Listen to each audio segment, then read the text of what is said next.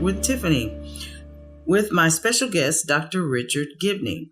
Dr. Gibney, during the break, you were just talking about wellness programs, that we should have a wellness program. Can you tell the listeners what you were just telling me? Yeah, I was telling Tiffany that it's funny, the stories.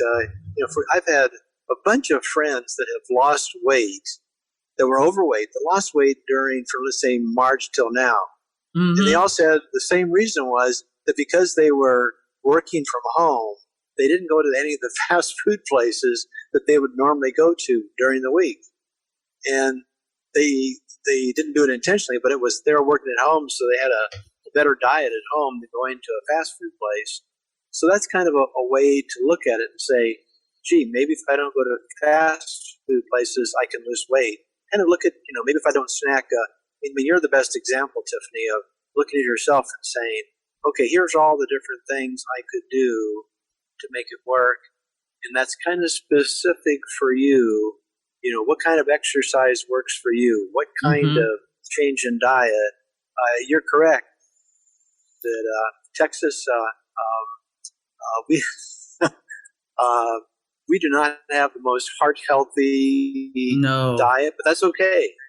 But you know what? Okay. You literally can customize. Like what I did to begin with, I still have them. I started with some 3-pound weights because I could not lift 5-pound weights. I had no upper body strength or anything like that. I started with 3-pound weights and an incumbent bike. I still have an incumbent bike.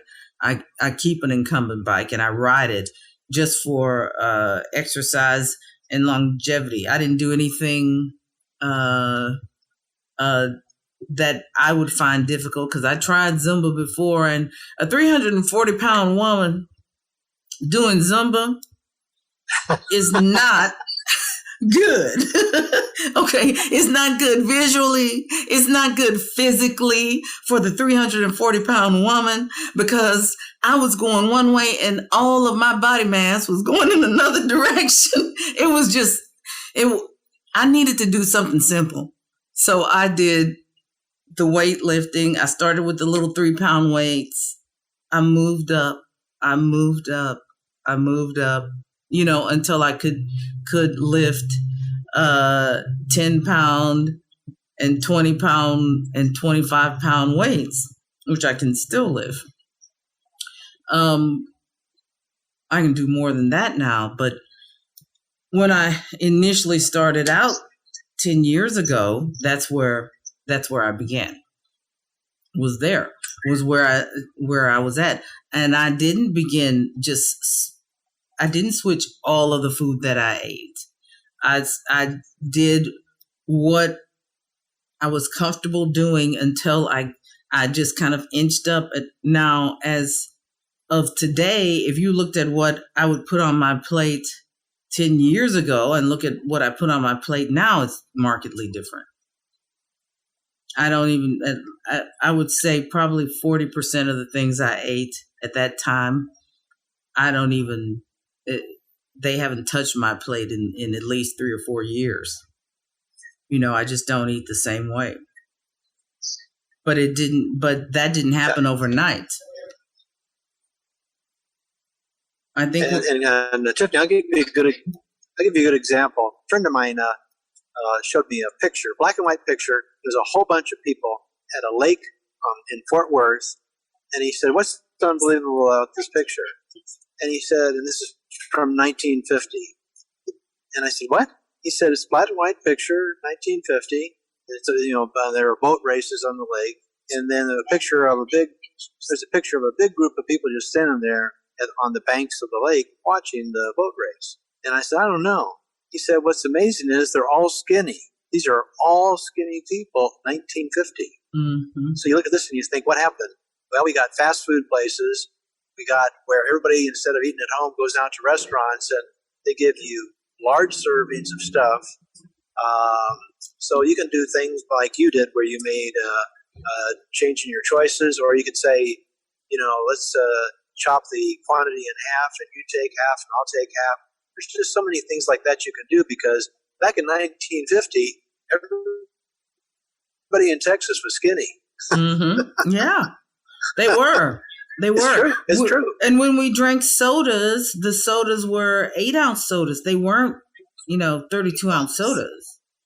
Like that. Right now, when we drink, we drink more of our calories than we're actually eating. We drink as many calories as we're eating. Many people do. Like that was one thing. Just simply cutting down, not necessarily cutting out, but cutting down on the number of sodas that you drink, or cutting down on the number of sugary drinks that you're consuming. That one change can cut enough calories and fat in your diet, calories and sugar, that you can lose weight just from that. You're absolutely correct. So you are the role model. You may be. Well, maybe we can use you as the role model, Tiffany, for Governor Abbott. I would be happy to be his role model for that, because that's one thing when it comes down to losing weight and the difference that your life is. I remember the day when I could look down and see my feet, because at 340 pounds, I couldn't see my feet. And when I could just tilt my head down and see them. I know that probably sounds ridiculous to you, never having weighed 340 pounds, but man, everybody that's listening to this broadcast that has weighed more than they should have, significantly more, you know what I'm talking about. When you can look down and see your feet and you hadn't seen them in a few years, that's an exciting feeling. When you can put on shoes that are not slip-on shoes, because you can lean down and tie them, it's an exciting feeling. And there's this one weird feeling that only another person who has lost a lot of weight would know, and that is when you're washing your hands. When you're washing your hands, you literally can feel how much thinner your hands are. Like for years, I could feel that. For years, I don't feel it now. Like I do a little bit, but for years, it just seemed like I was washing somebody else's hands because they were so different. It just felt so different from when I was heavier. I mean, I slept better. I still sleep better. I don't have acid reflux. Like there's so many things that just, in that sense, I can relate to everybody that used to be heavy or that is heavy now. I'm right there with you, brother and sister. I'm right there with you. And Tiffany's giving everybody a powerful tool to say, would you like to decrease the risk of illness, of disease, of making your life safer during the coronavirus, of making it less likely for you to get diabetes, hypertension, all the above. And that's why we have thousands of tests to help detect this disease. So if you are listening and you have a relative that has been diagnosed with diabetes or hypertension, then you need to contact the Texas Kidney Foundation. You can go on to our website, www.txkidney.org.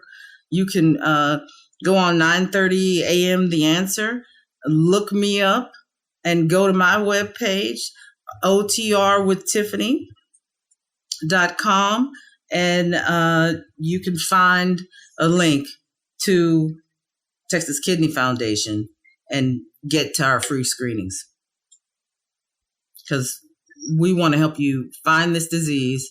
And if you have it, we're going to help you walk through what's next and get a lifestyle coach. We've got free lifestyle coaches. We've got everything that you need. We just need you. We just need you. If you want to know a little bit more about how we can help you and what we can do together, because we're all in this together. And when Texas Kidney Foundation says that, and when Dr. Gibney says that, we mean that. We mean we're willing to take your hand and help you walk through what it takes to get the weight off, or to get the diagnosis that you need, or just the peace of mind that you need from knowing that you don't have kidney disease, and what your next steps would be from there. But you've been listening to On the Record with Tiffany. I'm asking you to come on back and listen a little bit more so we can talk about what you can do for your health. We may be going through a pandemic, but use this time as a time for you to regroup and readdress how you're living and what you actually need as a person, as a human being, and as a healthy individual in this world. It's not too late for you to take back your health.